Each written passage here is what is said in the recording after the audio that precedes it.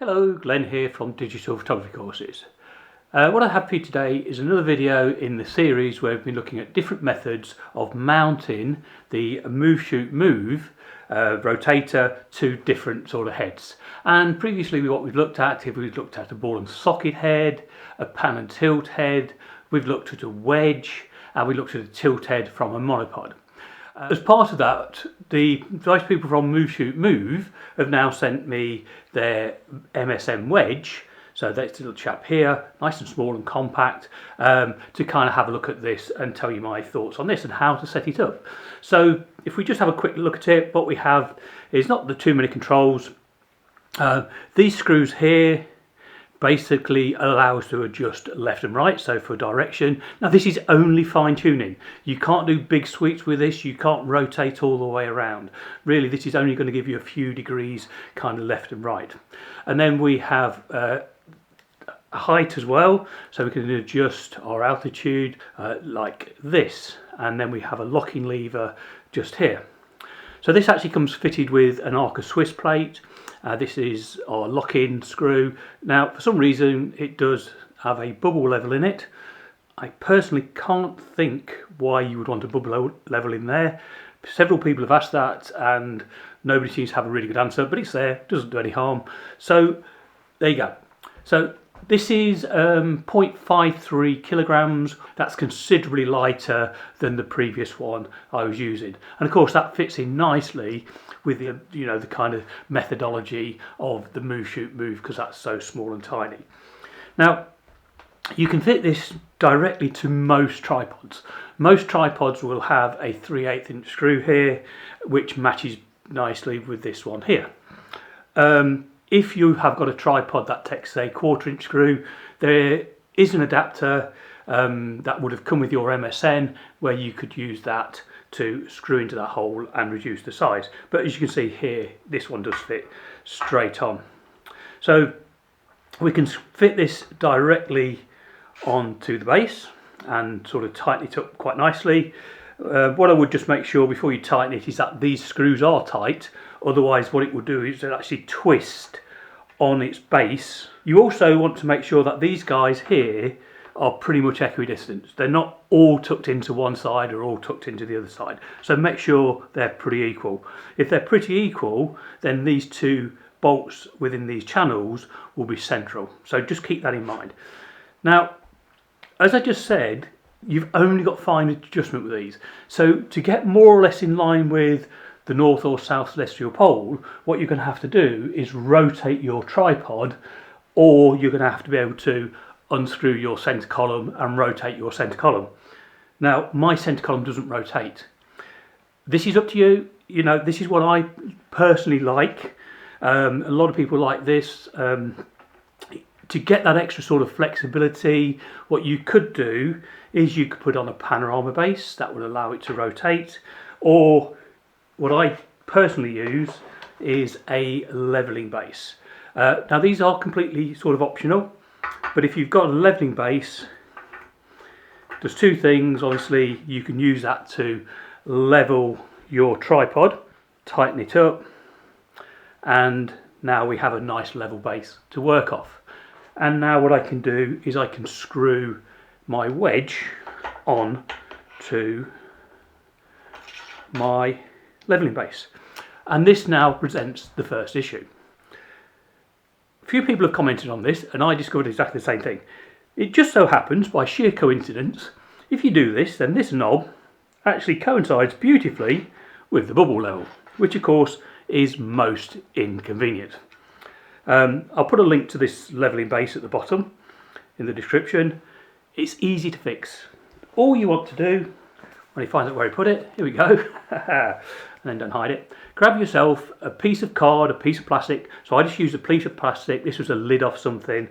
Pop that onto your leveling base, and just that tiny bit of thickness, as we screw it in now, there we go, you'll see that we now have a clear sort of bubble level. So pretty cool. Obviously the next thing we need to do is get our MSN mounted, and that gives us, like the other options, if you look at the other videos, it gives us two options.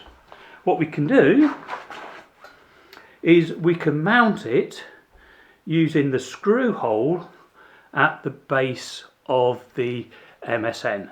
So here's our sort of top control panel. The opposite side we have a 1/4 inch screw thread there, and of course that 1/4 inch screw thread is the same as the one that's on most tripods. You also have the option to mount it here, and I will look at that later on. So first of all, let's go and mount this in this configuration. So we slide the bracket in, we lock it off nicely, making sure it's nicely in place. And now, of course, what we need to do is we need to get our rough alignment to the north or south celestial pole. Pop the old laser on. There we go. In fact, if I just... And then what we do, of course, is switch on. And now what we can do, assuming that we're within a few degrees of Polaris, in my case, we can just undo these screws, tighten them up, and we can just move this very gently left and right. So basically you unscrew one and tighten the other one. There we go. And that will move it left and right. So for your direction, and then you're going to fine tune your elevation like this.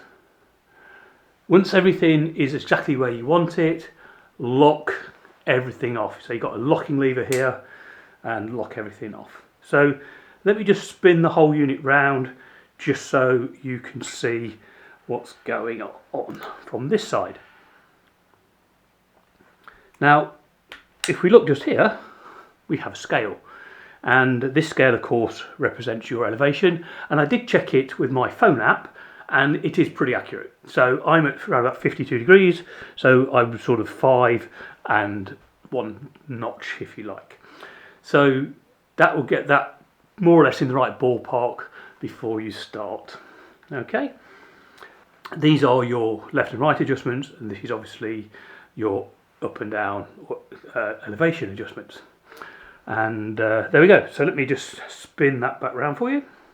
So brilliant stuff. So what I'll do now then is I will quickly disassemble this, come back in a couple of minutes, and we'll have a look at the other method of mounting it. Okay, so here we are. So what we're going to do now is we're going to look at the other method of mounting. So we're going to mount it here now to the flat side, whereas previously we mounted it here. So here we go, here's our tripod plate. We'll pop that on. And of course what you want to do is you want to make sure it's kind of, you know, north-south kind of direction there. There we go. And if you've got nice strong hands, you can tighten that up as it is, or you can just give it an extra twist as I did there with a screwdriver. And we can slide this into place and lock it off. Now of course, you know, let's stick with the direction that we did previously, and from my sort of point of view, north is over here. So what I need to do is to rotate the whole thing around so that this line here is pointing sort of north-south.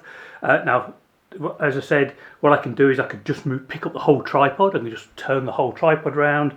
But in my case, because I've got a leveling base, I can simply unlock the base, get it nice and level, just force of habit.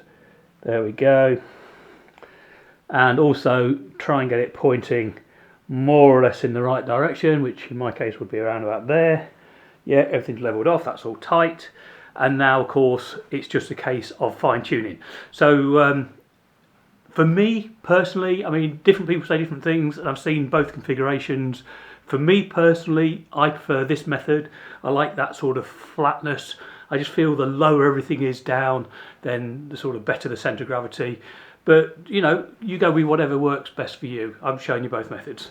So obviously now what we would do is we would plonk our camera on, snap that into place. There we go. And in my case, most of my targets this time of the year are kind of over here, the Orion Nebula, that type of thing. And so we'd have that there. And of course, now what we want to do is make sure we are properly aligned. We've kind of done a rough alignment, and obviously what we now need to do is use our laser or polar scope or whatever we use to do our fine tuning. And as I said before, we can loosen off this lever to give us so it's not too tight. You saw a bit of a drop there. There we go. And now we can do our elevation, up and down. So that's fine tuning the elevation, and then left to right, get it nicely lined up. Again, just make sure that when you finish that both of these are tight. If you don't, there will be give, you know, in this sort of socket here. So if I just loosen off for you, you can see what I mean. Now I can loosen those right off, and you can see now, see, a lot of give there. So you really don't want that. So there we go, guys. I think that pretty much covers everything. I hope you found that useful. If you've got any questions, then please post them in the comments below. Give us a like, subscribe, go and watch the other videos. I'll put links to those down, and I'll include links to the wedge, etc., and a couple of other bits and pieces. There will be affiliate links, so if you click them, it helps me out a little bit. So appreciate that. Until next time, all the best. Bye now.